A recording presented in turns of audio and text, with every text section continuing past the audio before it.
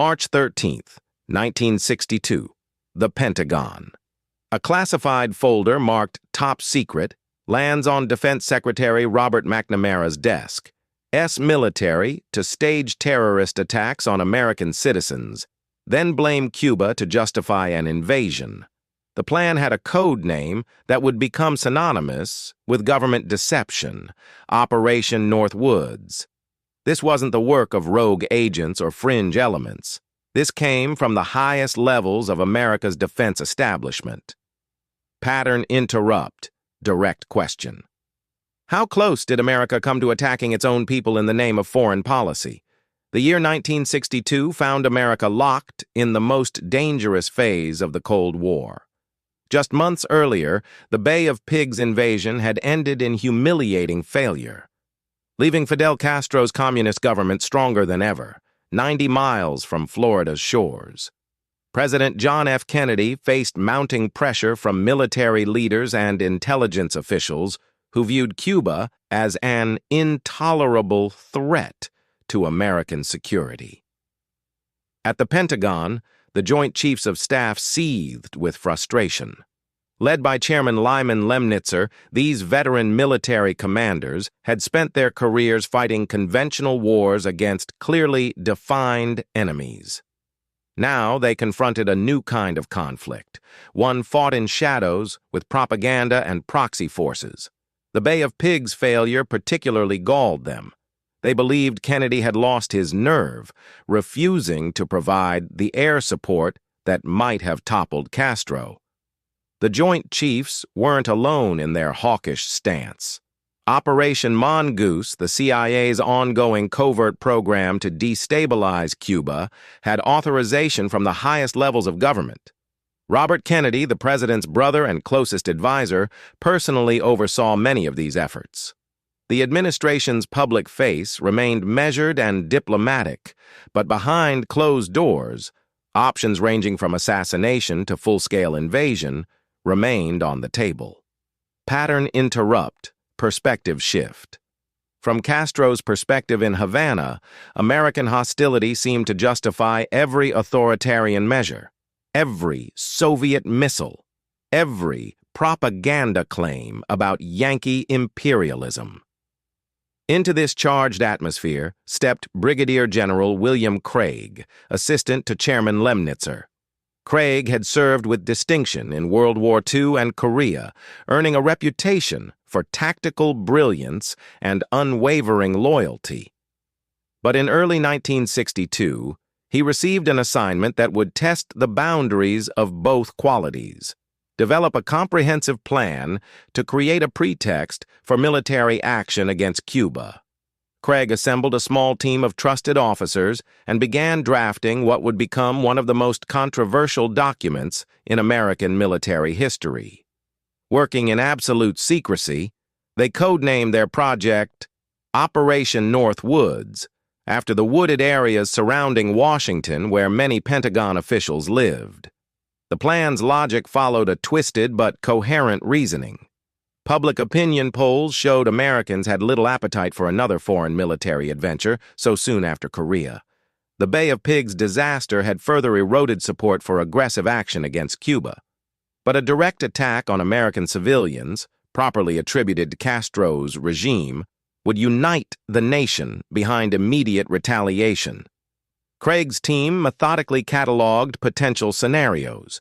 They proposed staging the assassination of Cuban refugees in Miami and Washington. They suggested developing a fake communist Cuban terror campaign in Florida, complete with exploding buildings and hijacked aircraft. Naval base at Guantanamo Bay, using friendly forces disguised as Cuban soldiers.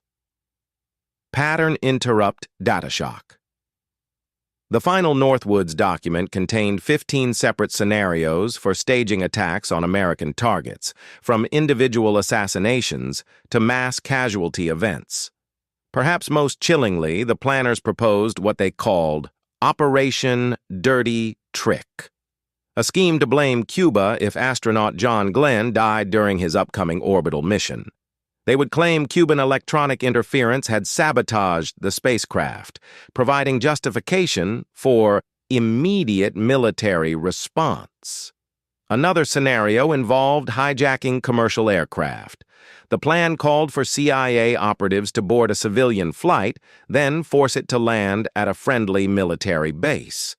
Simultaneously, a duplicate aircraft would take off and fly toward Cuba, broadcasting distress calls about an attack in progress. The duplicate would then be destroyed by remote control, apparently killing all passengers, while the real aircraft and its passengers would be secretly relocated and given new identities. By February 1962, Craig's team had compiled their recommendations into a comprehensive memorandum. But its contents represented a fundamental betrayal of democratic principles, a detailed blueprint for the American military to wage war against American civilians. On March 13, 1962, Chairman Lemnitzer walked into Defense Secretary Robert McNamara's office carrying the Northwoods file.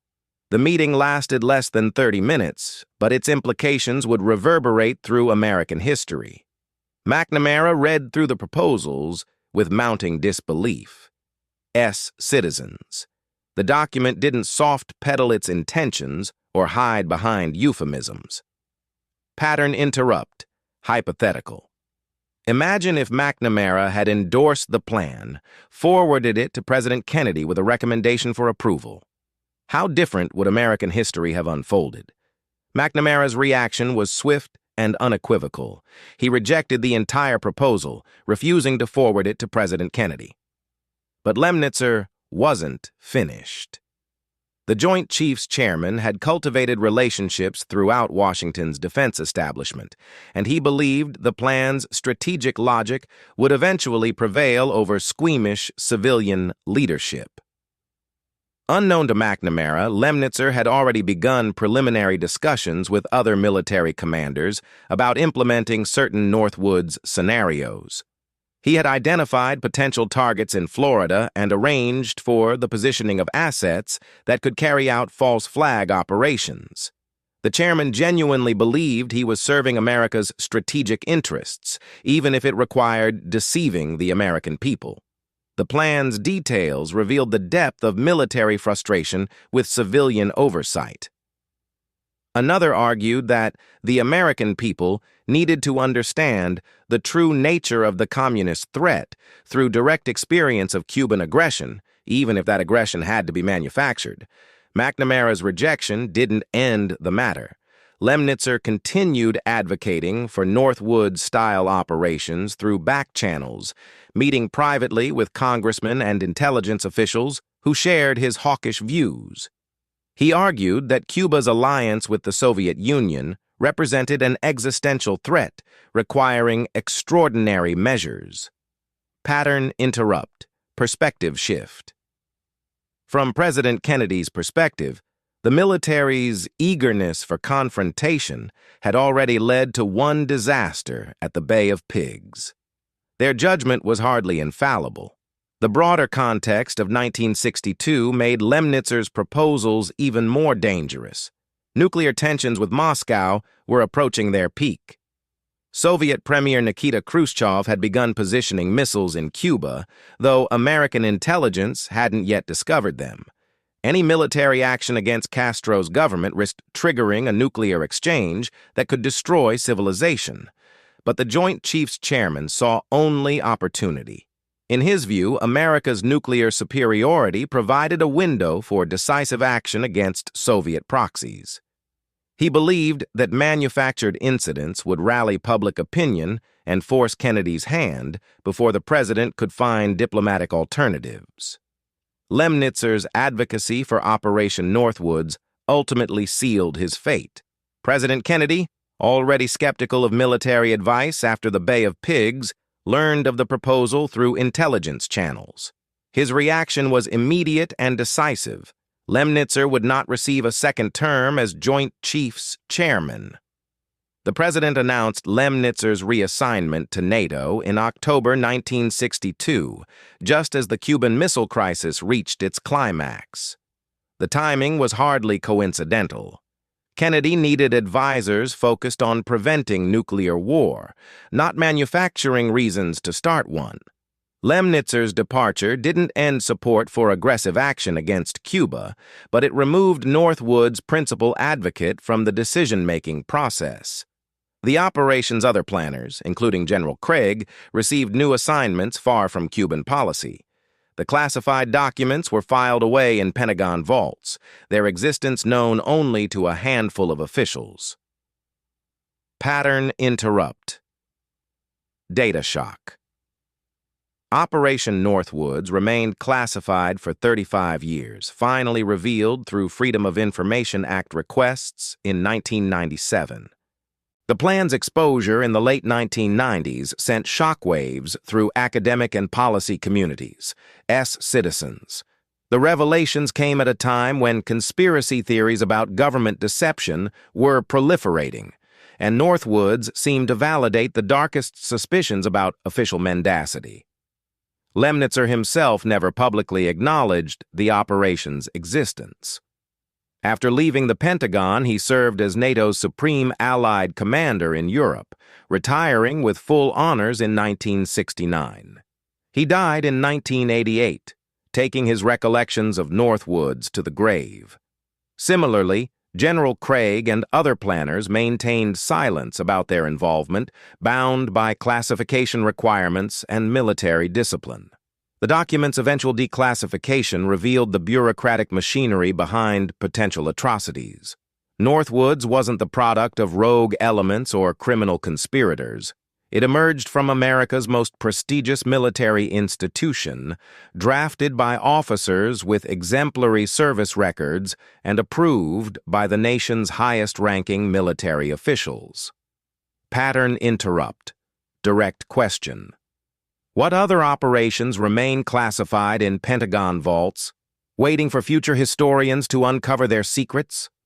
Operation Northwoods stands as a sobering reminder of how institutional loyalty can corrupt moral reasoning. The officers who drafted these plans weren't monsters. They were patriotic Americans who believed they were serving their country's interests. Yet they convinced themselves that murdering innocent civilians was an acceptable price for strategic advantage. The plan's significance extends beyond Cold War history.